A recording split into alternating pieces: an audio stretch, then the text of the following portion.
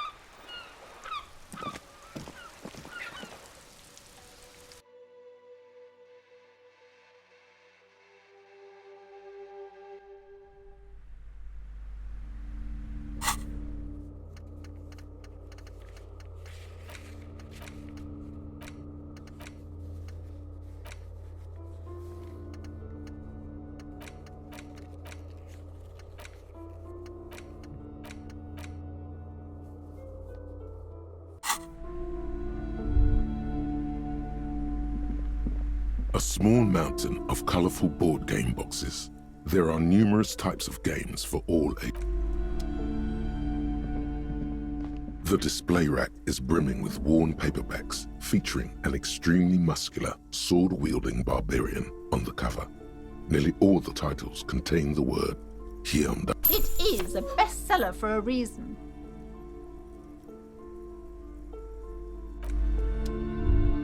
The display rack is brimming with worn paper. The display rack. The edges of the pages are. The jacket copy proclaims, "Man from Hyundai returns in his most exciting adventure yet. After crashing into a strange jump, he is ambushed by a tribe of female warriors and taken to the ancient citadel of Cloud City, where a mysterious and wicked queen rules supreme. Will man from here..." You open the book to a random page. Man from Hyundai, wielding his two Zweihanders, is carving through a sea of savages. His arms, whirling like windmills, are soaked with the blood of his enemies. It calls out to you. This is the spirit of Revachol. Berserker rage burns in his azure-hued eyes as he brings glory and honor to his long-lost Hyundala tribe. From the village of Hyundal, the ivory giant roars like an ice bear, and the winds of Gatla howl out. Man from Hyundal rides on a gilded griffin, his golden mane billowing in the breeze. Both Zweihanders sheathed on his back. He is off to war. Will he conquer his enemies? Will he conquer himself?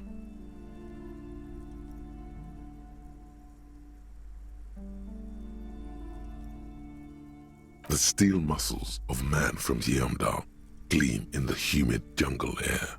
Yet the man does not sweat. In meditation, his soul drifts in the frigid northland. A passage reads, "The man from Hyundal looks up, his eyes blue as the mountain lakes of his homeland. He rarely speaks, but now his voice booms in the darkened throne room. Do not try to sap my masculine essence, wicked temptress. Son of Hyundal will never succumb to your seductive wiles. Thine spells are no match for purity and strength of will. Brothers of Hyundal, stand above the vices of flesh, for it is weak and corruptible, yet mine is forged in gore and strife. I have grand plans for you, man from Hyundal." She gestures her diabolical hand toward an array of potions and unguents. "First, you shall please me. Then lead my armies against the vicious cannibals. Not a muscle moves in the face of the man from Hyundal. Yet inside, there is turmoil. This goes against all he holds sacrosanct." In the final pages, man from Hyundal mounts Galavarin, his mighty griffin, and turns his gaze to the horizon. Queen, to find out what happens next, you'll have to pick up Man from Hyundal and the Three-Eyed...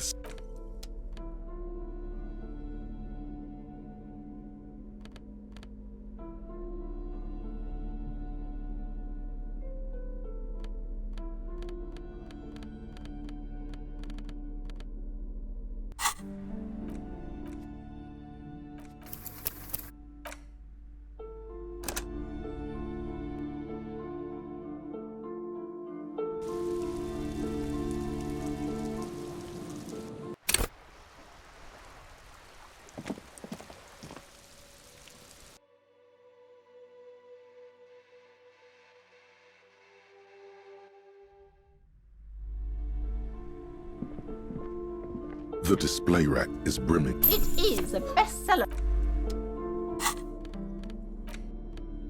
The edges of the pages are worn and smudged. The jacket copy, he is ambushed by a You open the book, his arm, it calls out to you.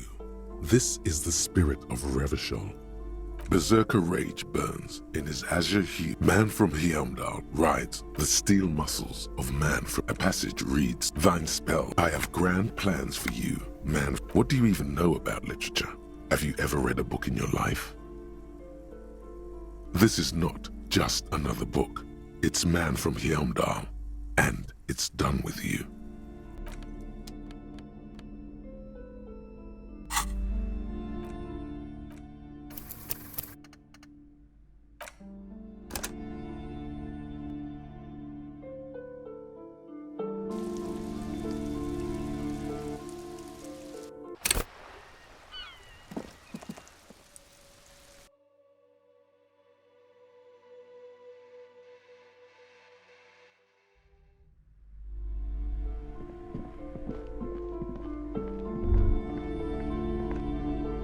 Shelves filled to the brim with crime novels featuring the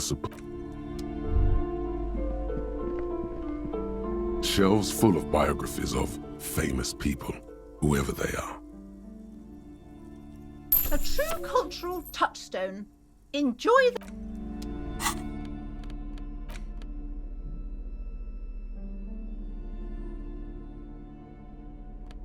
The Greatest Innocence by João Paulo Salomão Lopes. Browsing through the various chapters, you try your best to understand the ceaseless overflow, the sprawl of names, dates, places. Your educational survey is done. Did you catch any of that? No. Oh well, it's pop quiz time. Let's see what you've learned. That's the spirit. Here we go. Question 1. Oh yeah, this is what I was made for.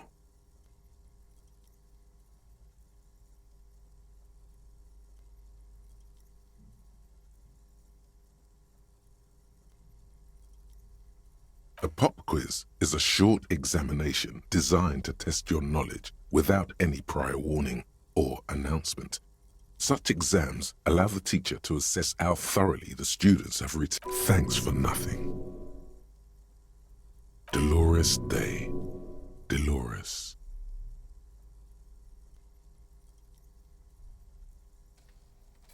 Incorrect. Dolores Day was the innocence of humanism, internationalism, and the welfare state. She codified parliamentary democracy and created modern institutions. Among these, the moral intern, she was powerful and beautiful on all her icons. Her colors are silver, white, and apricot. And when you think her name, Dolores, stomach acid rises to the back of your throat, and it hurts. You see a flash silver, a wreath, an airport bag, and blonde hair. You don't know why. And I've steer clear of this one. There's something terrible about this one.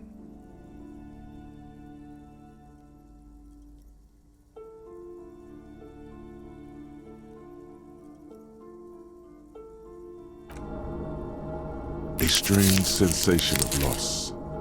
When she left the earth, the dust, and yes, the quiz is impersonal.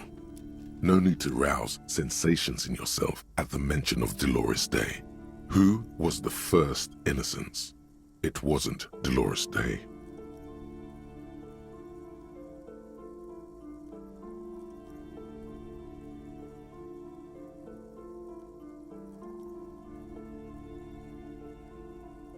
Correct.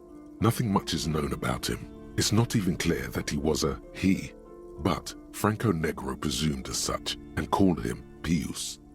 He's depicted as a young man with molten gold pouring out of his mouth. All he spoke was gold. It's said he invented God and equality of men before God. He also introduced the gold standard as a way for measuring people's love for Aurum. As the first innocence, he declared that there should be more of those like him. It is presumed his disciples were the beginning of the Holy Party. Question 2. Who was the strongest innocence? Easy. Everybody knows the answer to this. You, me, anybody. And innocence is the highest category of historical personage in the world, a literal personification of history. Traditionally, an innocence, when anointed, assumes supreme rule over the Occident or the known world. I can do better. Okay, so commonly an innocence does not enforce his or her power through military power. This is seen as unnecessary. The innocence wins because, damn, great, Dolores.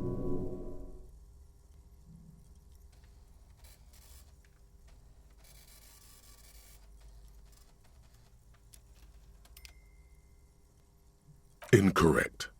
Vespa Messina is not a person, but a defunct state on the southeastern coast of the Correct. Named the innocence of militarism, he codified hereditary rule, but at the same time ended serfdom and established the inter-isolari real as the global reserve currency. He also established the concept of the nation. Franco Negro attempted to solve the rising tensions between the aristocracy and bourgeoisie by building a unified society in which every man has a place and a mission, but at the same time may rise to nobility provided on the strength of his virtue. Question 3. Who was the false innocence? Got it under control. No problem. Solid on this one. It's widespread historical info. Yes, there exists a group called the Founding Party, known as the Holy Party, during the time of the Pericarnacian. This, the world's oldest international organization, there seems to be a mix-up with the sources. It's not my fault. At least it clearly wasn't Dolores Day. She wouldn't be false. She's beautiful.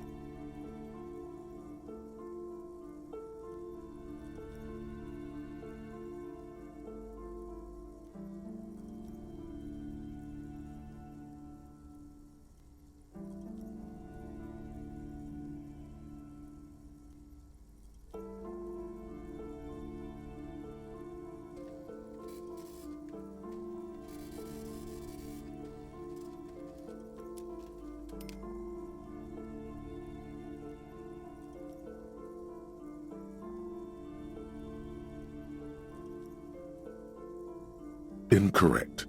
Kedra is a large nation in the mid-northern area of the Mwindi Isola, north of. Correct. There have been a number of counter or false innocences, some assumed to have innocentic qualities, some. The most famous and important of these was Ernest Pasternak. He was into torture, despotism. Final stretch. You've come so far and learned so much. This is the most important. I've got it. Honest.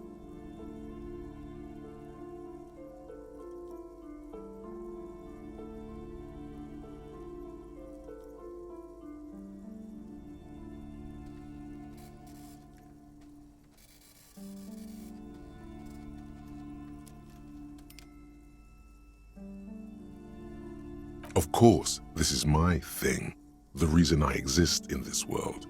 Zero doubts.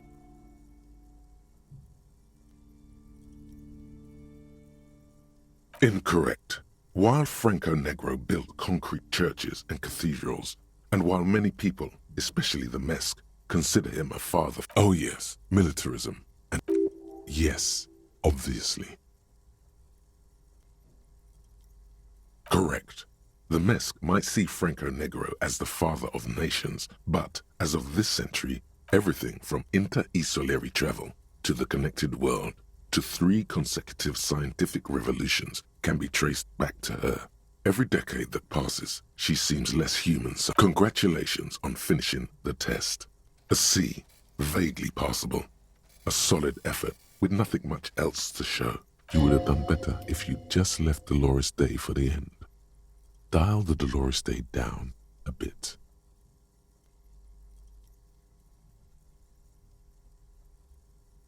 What's going on with you? Okay. You are shouting at an inanimate object, like a real weirdo. No wonder you seem to have trouble.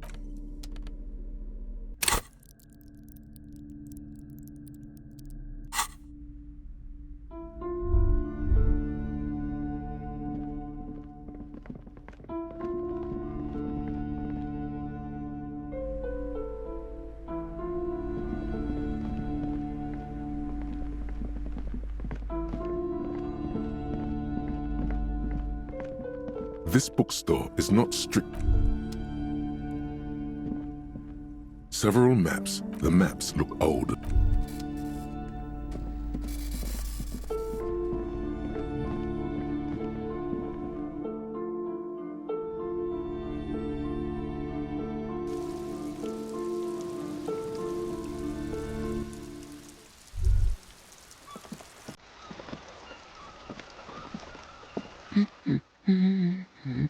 Excuse me? I don't know. The most talkative one? The what now? You truly are one strange cop, aren't you? No, absolutely not. She gives you a short nod and shifts her attention back to books. Her hands move over the book covers. The tips of her fingers look rough, stained with yellow. It seems like she has spent a lot of time at work, smoking. No, absolutely not. She gives you a short nod and shifts her attention. The woman before.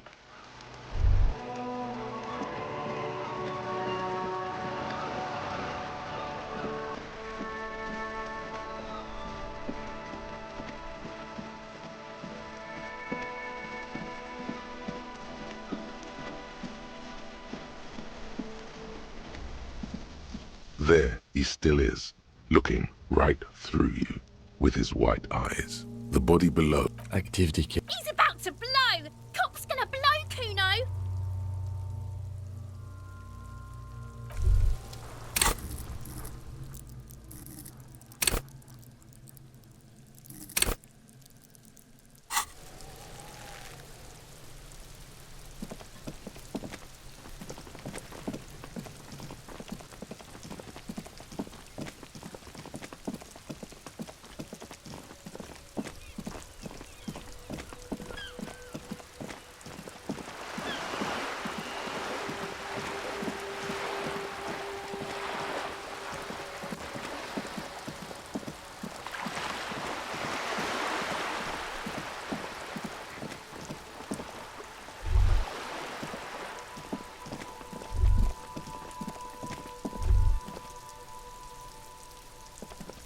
Trying to sneak up on me again! Trying to...